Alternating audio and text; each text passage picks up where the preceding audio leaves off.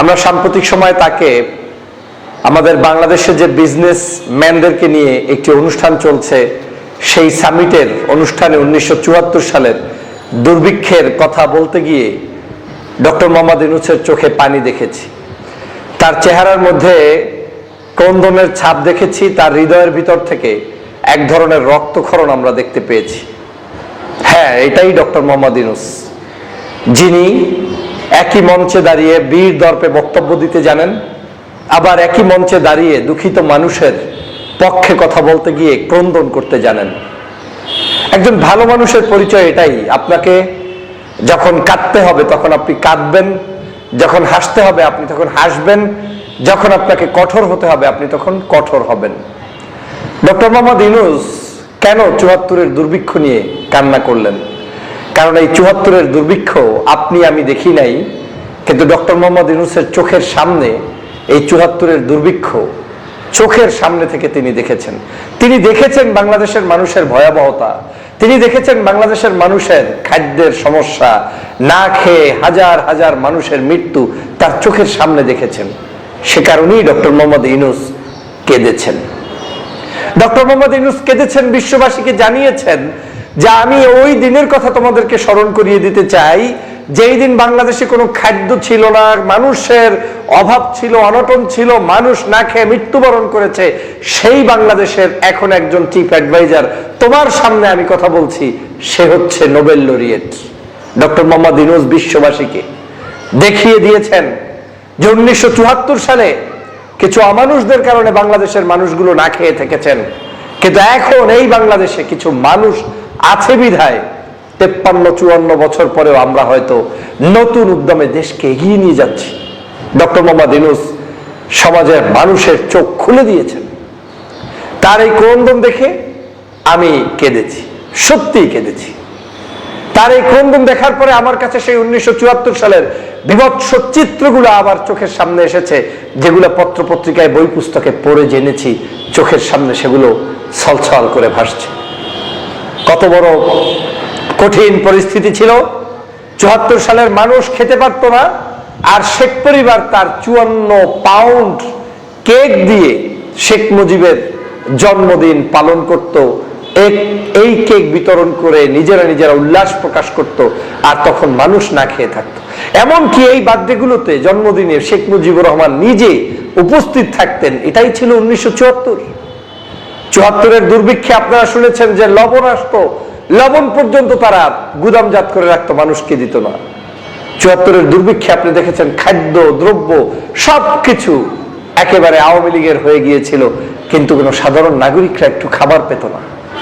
৭৪-এর দুর্ভিক্ষের সময় মানুষগুলো হাহাকার করছে, লাশের পরে লাশ রাস্তায় শুধু না খাওয়ার কারণে আপনার শুয়ে আছে, হাড্ডি মাংস কিচ্ছু ছিল না, মানুষ শুধু হাহাকার করত। এই তো ছিল সেই ৭৪। আর সেই সময় এই শেখ হাসিনারই বাবা এবং আওয়ামী লীগ সরকার যখন ছিল ৭১ থেকে আপনার পরবর্তী ৭৫-এর আগ পর্যন্ত, 15ই আগস্টের আগ পর্যন্ত, সেই পরিবারটি বাংলাদেশের মানুষের উপরে জুলুম, অত্যাচার, নির্যাতনের এমন কিছু নাই যেটা করে নাই। ভোটাধিকার হরণ তো পরের কথা, মানুষের সকল অধিকার হরণ করেছে। মানুষ খেতে পারবে না, এর চাইতে তো আর কোনো সামান্যতম ন্যূনতম বেসিক অধিকার আর কিছুই থাকতে পারে না, কিন্তু সেটাও বাংলাদেশের মানুষ পায়নি তখন। অন্যদিকে তারা রাজা বাদশার মতো বিবাহ শাদী আয়োজন, সামাজিকতা সব করেছে, ব্যাংক লুট করেছে, টাকা পয়সা লুট করেছে, অন্যের বউ ভাগিয়ে নিয়েছে, এরপরে বাংলাদেশের মধ্যে অরাজকতা সৃষ্টি করেছে, মানুষদেরকে শত শত হাজার হাজার মানুষদেরকে ডাইরেক্ট খুন করেছে, গুম করেছে। এই গুমের রাজনীতি, খুনের রাজনীতি সে ৭১ থেকে ৭৫ পর্যন্ত চলমান ছিল। এবং ৭৪-এর দুর্ভিক্ষ অন্যতম কারণ ছিল বাংলাদেশের রাজনৈতিক স্টেবিলিটি ছিল না। বাকশাল কায়েম করে বাংলাদেশের মানুষের ভাগ্যের পরিবর্তন না করে ভাগ্যের ক্ষতিকর সাধন করেছে, অথচ এই বাকশাল কায়েমের মূল উদ্দেশ্য ছিল একনায়কতন্ত্র, যেটা শেখ হাসিনা এই যে গত 16 বছরে বাংলাদেশে কায়েম করেছে। এই একই কাজ শেখ হাসিনা করেছে শেখ মুজিবের মতোই। বাংলাদেশে আর কোনো রাজনৈতিক সংগঠনগুলোকে দাঁড়াতে দেয়নি, থাকতে দেয়নি, পরামর্শ নেয়নি, কথা বলতে দেয়নি, অধিকার প্রতিষ্ঠা করেনি, যে কারণে তাকে কিন্তু বাংলাদেশ থেকে পালাতে হয়েছে। এই আওয়ামী লীগের ইতিহাসটা এরকমই। তারা ঢুকবে, বের হওয়ার সময় পালিয়ে যাবে, না হয় মৃত্যুবরণ করবে। শেখ মুজিব বাংলাদেশ থেকে 15ই আগস্ট বিদায় দিয়েছেন চিরদিনের জন্য, শেখ হাসিনাকে বাংলাদেশ থেকে বিদায় নিতে হয়েছে তাও চিরদিনের জন্য, কিন্তু হয়তো জানটা নিয়ে তিনি ফেরত গিয়েছেন। এটা এদের একটা রাজনৈতিক একটা শিষ্টাচার, এদের কালচারই এটা। এই দলের সাথে কোনো সভ্য কালচার কোনোদিন যায়নি, আজও যায়নি, ভবিষ্যতেও যাবে না। আর সে কারণেই ডক্টর মোহাম্মদ ইউনূসকে এখন টার্গেট করে শেখ হাসিনা বক্তব্য দেয়, আওয়ামী লীগ বক্তব্য দেয়, জানেন? কারণ এই ডক্টর মোহাম্মদ ইউনূস আজ বাংলাদেশের মানুষের কাছে ওদের পরিবারের চাইতে কোটি কোটি গুণ শ্রদ্ধার পাত্রে রূপান্তরিত হয়েছে। মানুষ তাকে পছন্দ করে, ভালোবাসে। এদেশের রাজনীতিতে নতুন মাইল ফলক সৃষ্টি করছেন ডক্টর মোহাম্মদ ইউনূস। এখন সে কারণে ডক্টর মোহাম্মদ ইউনূসের উপরে বিষোদ্গার করছে। 1974 সালের সেই চিত্র দেখে ইউনূস সাহেব কেঁদেছেন, ইউনূস সাহেব কাঁদিয়েছেন, বিশ্ববাসীকে স্মরণ করিয়ে দিয়েছেন, আসো তোমরা এই বাংলাদেশে, তোমরা সেই বাংলাদেশে দাঁড়িয়ে আজ বিজনেস সামিট করছো যেই বাংলাদেশে এক সময় মানুষ খেতে পারেনি। আজ আমাদের কাছে আইডিয়া আছে, আমাদের কাছে বিশ্ব বিনির্মাণের নতুন পলিসি আছে, আমাদের কাছে নতুন নতুন স্বপ্ন আছে, আমাদের দেশে মানুষ আছে, আমাদের দেশে পরিবেশ আছে, আমার দেশে অল্প টাকায় অনেক কিছু করা যায়।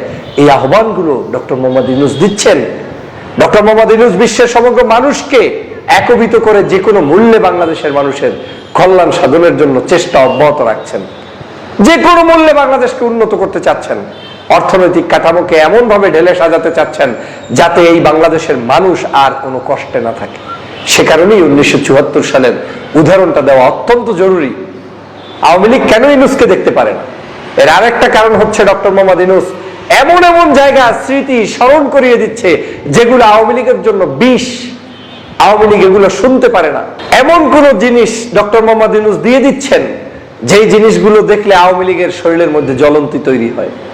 কেউ বলছে না যে কথা, সে কথা ইউনূস সাহেব বলে ফেললে আওয়ামী লীগের মাথা তো নষ্ট হবেই। সে কারণে আওয়ামী লীগ এখন এই ডক্টর মোহাম্মদ ইউনূসের 1974 সালের সেই দুর্ভিক্ষের কথার ক্রন্দনকে অট্টহাসিতে রূপান্তরিত করতে চায়। কিন্তু দেখেন, আওয়ামী লীগের লোকেরাই এখন অনেকেই বলা বলি শুরু করেছে যে আমাদের ত্রুটি আছে অনেক, আমাদের ভুল আছে অনেক, আমরা অনেক কিছু চুরি ডাকাতি করেছি। ডক্টর মোহাম্মদ ইউনূস তিনি এই রমজানেও নিরবচ্ছিন্ন বিদ্যুৎ ব্যবস্থা বাংলাদেশের মানুষের কাছে দিয়েছে এবং বাংলার মানুষ সেখানে সুন্দরভাবে সবকিছু পেয়ে যাচ্ছে, খাদ্য দ্রব্য সবকিছু সঠিকভাবে পাচ্ছে। এই যে একটা সুন্দর বাংলাদেশ, সেটা আজকে কিন্তু তারাও অনুভব করছে। অতএব এই বাংলাদেশকে বিনির্মাণ করতে আমাদেরকে ভালো মানুষ দরকার, ভালো মানসিকতার দরকার। আমরা যে সত্যি জয়ী হওয়া সম্ভব, সত্যি আমরা বিজয়ী হতে পারি, এর অন্যতম কারণ আপনাদেরকে যদি বলি, সেটা হচ্ছে আমরা মানব সম্পদকে কাজে লাগাতে যদি পারি তাহলেই সত্যি বিজয়ী হওয়া সম্ভব। এবং সেই জিনিসটা, সেই চেতনাটাই ডক্টর মোহাম্মদ ইউনূস বারবার আপনার ভিতরে, আমার ভিতরে, আমাদের ভিতরে ইনপুট করার চেষ্টা করে যাচ্ছেন। প্রিয় ভাইরা আমার, সেই 74-এর দুর্ভিক্ষর কথা আমরা স্মরণে রেখে আগামীর বাংলাদেশ যেন কোনো অবস্থায় দুর্ভিক্ষের বাংলাদেশে রূপান্তরিত না হয়, ভালো সুন্দর দেশ হয়, সেদিকে আমাদেরকে ধাবিত হতে হবে।